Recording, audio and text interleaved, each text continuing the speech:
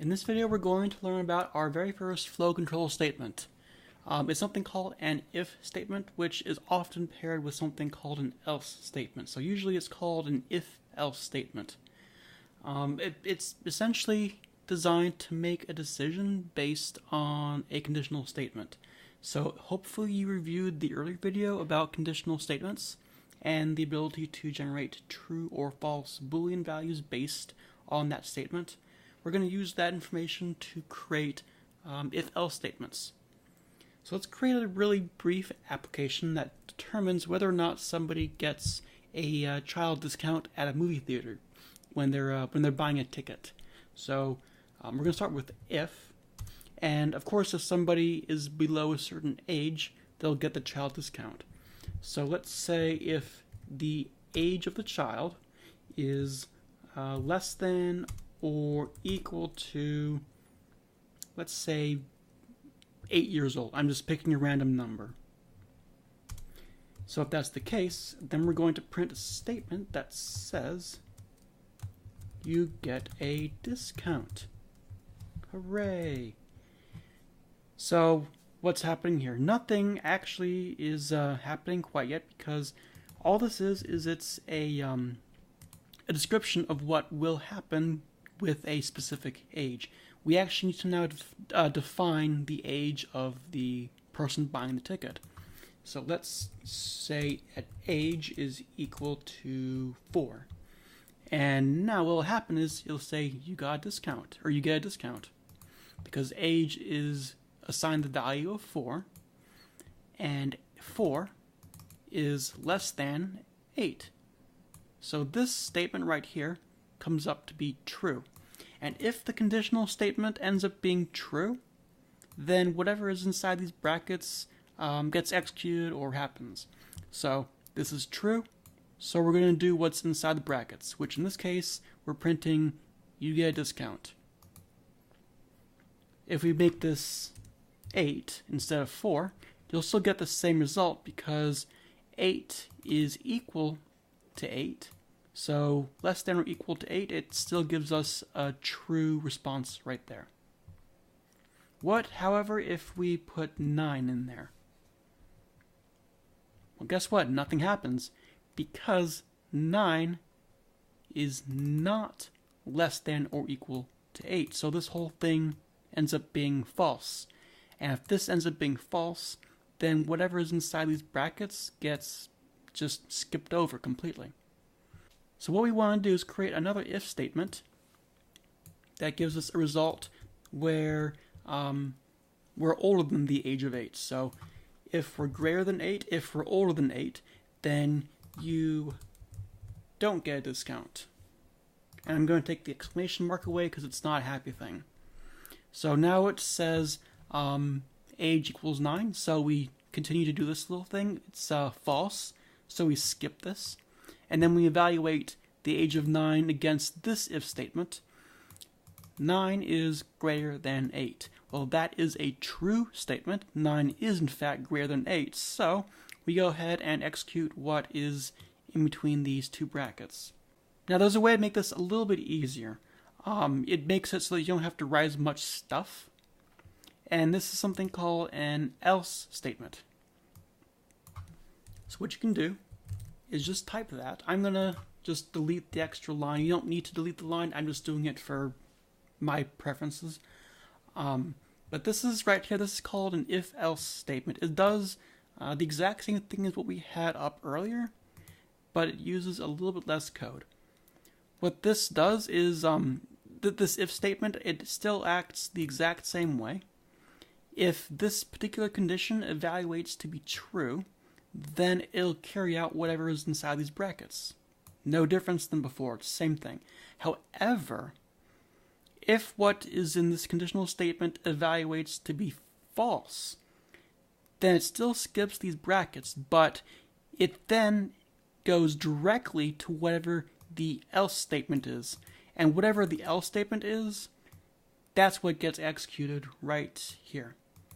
So if this is true, then we're going to do this. But if it's false, then we're going to do the else statement right there.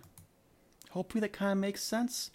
But yeah, it's usually, this isn't always required. In fact, it's never required, but it's usually a good idea whenever you have an if statement to try to pair it with an else statement. I'd say maybe like 70% of cases it's a good idea to make sure you have an else statement. Just in case this ends up being false, you don't always want to be left hanging and have nothing happen. You want to have some result or some output if your comparison operation is false. Now let's go ahead and make this into a slightly more complicated program. Let's say that in our ticket purchasing application, we have two different discount options. The first discount option is a child discount, and the second option is an elderly discount. Well, right now all we're doing is we are checking for the child discount. So what we're going to do is create something called an else if statement. And by the way, if this makes it easier for you to read, you can put these in parentheses. That's completely fine. I actually prefer to do this because that's how they usually ask you to do it in like C# or C++ when programming with those languages. So what an else if statement does, or what its purpose is with your original if statement, like so, if the conditional statement ends up being false, we're still going to skip the content in these brackets. But what will happen is after you skip these brackets, it'll go directly to the else if statement. And the else if statement will have another conditional operator. So let's say that the age bracket is 65 years old or older, will qualify you for the elderly discount. So we can say if age is greater than or equal to 65. And if that's the case, then we're going to go ahead and do another print statement. I'm going to say you get, and that let's say you get a child discount, and then you get an elderly discount, like so. So let's follow the logic here. Let's give a few examples of sample data. So we're going to do age 3. So what we have here is age is 3. We're going to first execute this very first conditional statement. Age is less than or equal to 8. Well, 3 is in fact less than or equal to 8, so this is going to become true, or it's going to evaluate to true, and then we'll complete whatever is inside these brackets. Now what you need to understand is as soon as this statement evaluates to true, as soon as any of these statements evaluate to true, either this one or this one, as soon as that happens, this entire if-else statement is exited. You're done with it. On the very first time any statement evaluates to true. So once the 3 is less than or equal to 8 is true, we print the statement right here, we get a child discount, and then the rest of the if-else statement is just skipped. Nothing else happens, you're done. Now what if we have the age of 37 years old? Well, as you can see, the age of 37, this statement right here is going to evaluate to false because 37 is not less than or equal to 8. So it's going to skip this bracket, this thing. And I'm looking at my little thing up here. Looks like this playground is taking a while to run, so I'm going to quickly restart Xcode, and I'll be back in less than a minute. Hold on. Alright, we're back. I restarted. And again, as you see, the age is equal to 37. So 37 is not less than 8, so we skip this. We go to the else if statement, and we do another operation. We say age of 37. Is 37 greater than or equal to 65? And guess what? That's also false because 37 is not greater than or equal to 65. So this bit also is going to get skipped. So the remainder is we just default back to the else statement, and it says you don't get a discount. So again, 37 is you don't get a discount. The age of 3 means you get a child discount. And now what if we have the age of 72? Well, in this case, you get an elderly discount, like so. Because again, 72, the age, this is going to make this particular statement false, because 72 is not less than or equal to 8.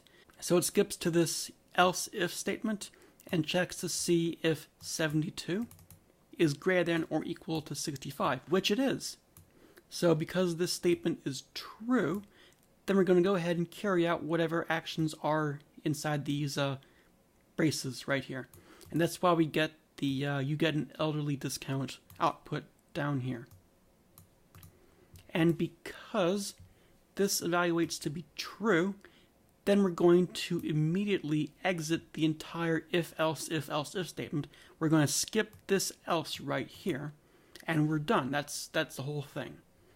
So that's the basics of how an if-else statement works, how an else-if-else statement, all this stuff, how all this fun junk works. And one last thing I want to mention is if you do create an else statement at the end, again, else statements are not mandatory by any means. They're just a good idea to use. The else statement must always come after any if statements and any else if statements. It must be the very last thing, because this particular code will not work properly if we stick it up here. In fact, I think we'll get an error message because this else if statement doesn't get paired. Effectively, the else statement is designed to officially end or officially close an if statement. So make sure that your else statement is always at the end. So hopefully this video was useful. We're going to go into another video after this to go over something called an embedded if statement. But you have to watch that video because this video is already getting a little bit too long. So I will see you in the next video, and good luck.